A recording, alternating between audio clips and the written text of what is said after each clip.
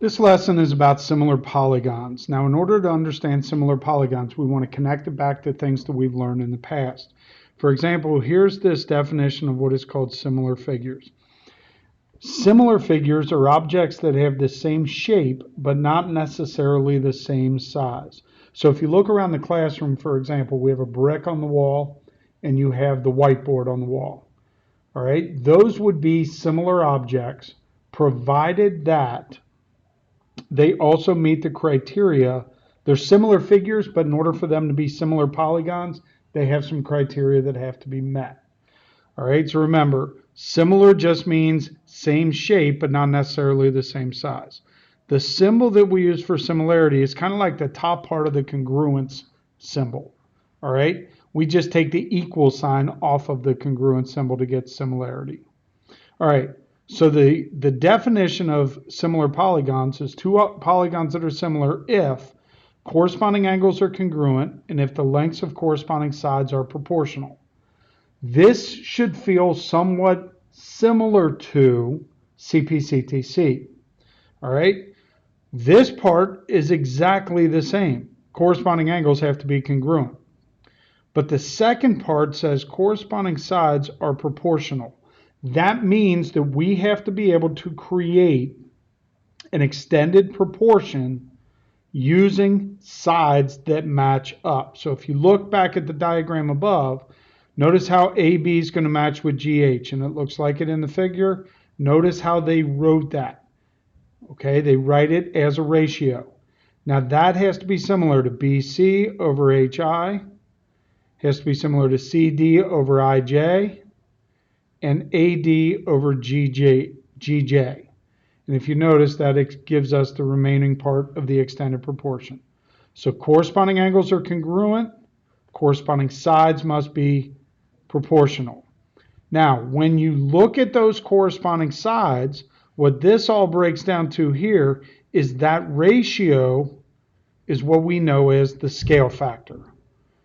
So again, the scale factor is the ratio of corresponding linear measurements, which means the corresponding sides. Okay? So let's take a look and see if we understand what the concept is saying. It says, what are the pairs of congruent angles? Whether you use the figures or whether you use the similarity statement here, I can determine that corresponding angles are congruent. So angle M is congruent to angle S, angle N is congruent to angle R, and angle P is congruent to angle T. They say next, what is the extended proportion for the ratios of corresponding sides? Again, I could use the picture or I can use the similarity statement.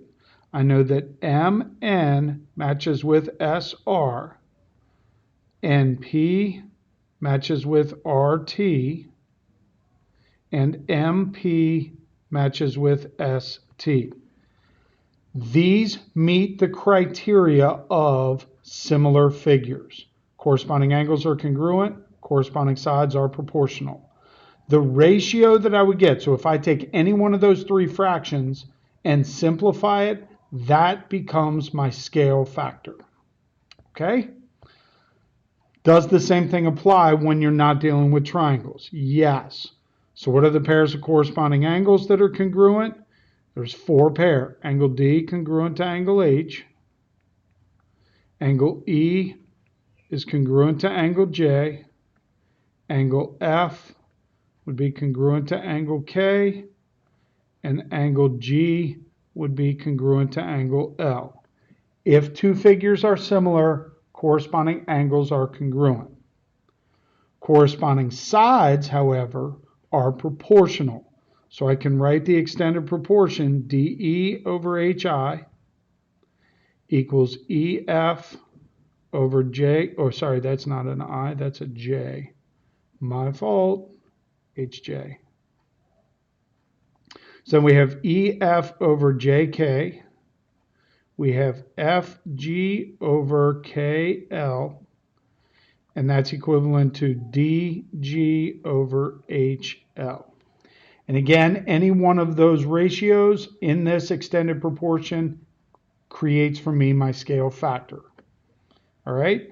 So now they kind of flip the question around to us and they say, are the polygons similar? In order for the polygons to be similar, two criteria must be met. Corresponding angles must be congruent. So if I look at these two figures, M is congruent to W, J is congruent to T, K is congruent to U, L is congruent to V. I've met the first criteria of similarity. The second criteria of similarity says corresponding sides must be proportional. So if I start to list out the corresponding side proportions, all right, so I've got JK has to match with TU, 12/6 equals. All right, the next one, KM over UV. KM, is that K? KL, sorry, KL is 24 over UV, which is 16. LM over VW. LM is 24, VW is 14. JM over TW. JM is 6, TW is 6. All right, if you notice, these are not equivalent ratios. These are not equal fractions. That's telling me that they are not proportional. If the sides are not proportional, even though we met the first criteria, we did not meet the second criteria. Therefore, we can conclude they are not similar figures. Both criteria must be met. So let's try this next one. Try these two triangles, ABC and EFD. So let's see. A matches with E.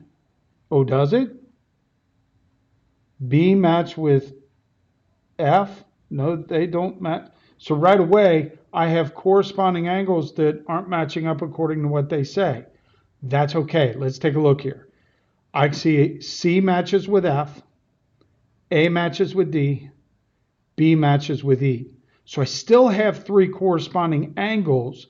It's just not in the order that this triangle says. That's going to be important for when we write a similarity statement. So are corresponding angles congruent? Yes. Are corresponding sides going to be proportional?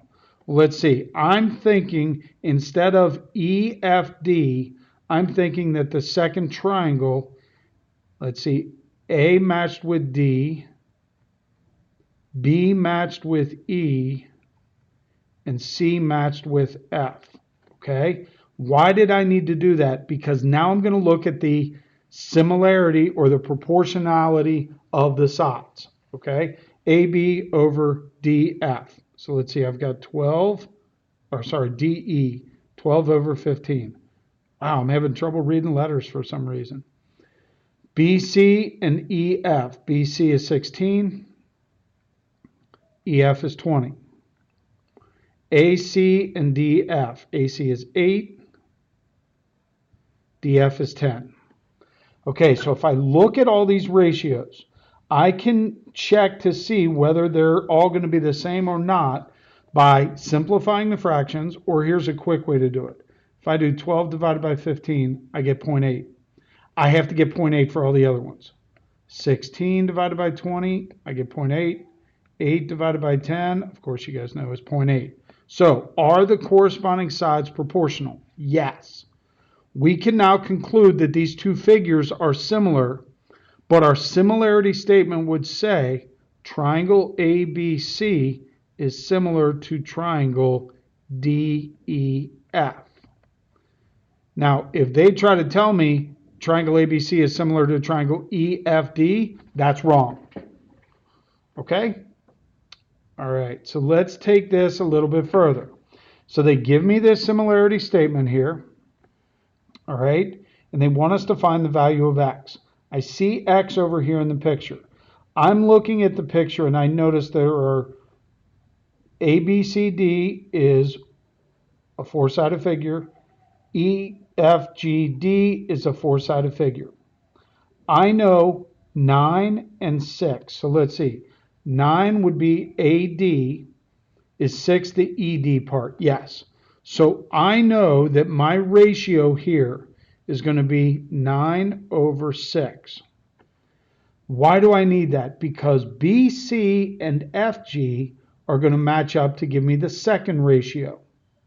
So BC is the side of that first figure, 7.5. And FG is where the x is, and they wanted me to solve for x. So now I'm going to cross multiply. So I have 9x equals, let's see, 6 times 7.5. With how many mistakes I've already made with letters, I better do that on the calculator. So I get x is equal to 5. Okay? The biggest thing was this similarity statement allowed me to figure out that scale factor. Why is that important?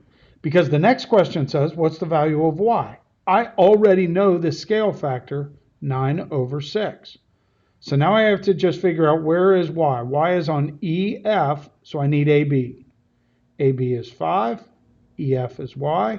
I cross multiply here, I get 9y equals 30.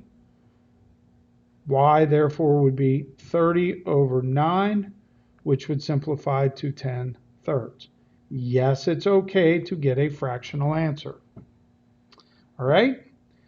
They can take this and they could apply this to design or posters of, they could do like computer screens, all kinds of different things now that they could do with this if you understand the concept of similarity. All right, so this example, they want us to make a rectangular poster for a rally. They tell us that the poster is 6 inches high by 10 inches wide. The poster size is going to be 4 feet high by 8 feet wide. Now, immediately an alarm should have come off. It went off in my head. Notice how I'm using 2 different units of measure. I need to get them all to be the same unit if I'm going to do any kind of proportions or ratios. So I'm going to go ahead and change this from 4 feet by 8 feet. I'm going to change it to 48 inches by 8 times 12 will be 96 inches. Okay? All right, so 48 by 96, that's how much space I have. The poster that I have is 6 inches by 10 inches. All right, so what I want to do now is I want to look at these ratios as 6 over 10, and look at this one as 48 over 96. Now, this is the size that I have. I don't want to just immediately say, well, we're going to make this 9.6 times as big. That would give me enough space if I went 96 inches. 10 times 9.6 is 96. All right? But what I'm going to look at is, okay, the biggest that I can make 6 would be if I multiply it by 8, I get 48. That means 10, if I multiply 10 by anything more than 8, it's going to be too big for my height. So whatever I multiplied by the smallest value, it's also going to do the same for the bottom. And my final answer here would be a 48-inch by 80-inch poster. That's what will fit in the space that they gave me. All right, so we've already been talking about scales and scale drawings and scale factor. Here's just another way to kind of show this. There's a picture of a bridge. They tell us in the image that we have a scale of 1 centimeter is 200 meters. Sometimes these scale questions could be this easy.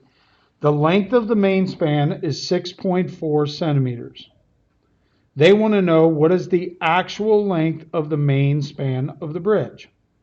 So I am able to now write a proportion that says 1 centimeter over 200 meters is equal to 6.4 centimeters over some number of meters. This was a scenario where, because of the scale, I can actually write my ratios like this using 2 different units. By cross multiplying, I can solve this and say x would have to be, let's again check myself, 200 times 6.4 will be 1,280 meters long. That's how long that big span is. All right? That's the end of the lesson. Any questions, please let me know. Good luck with your study.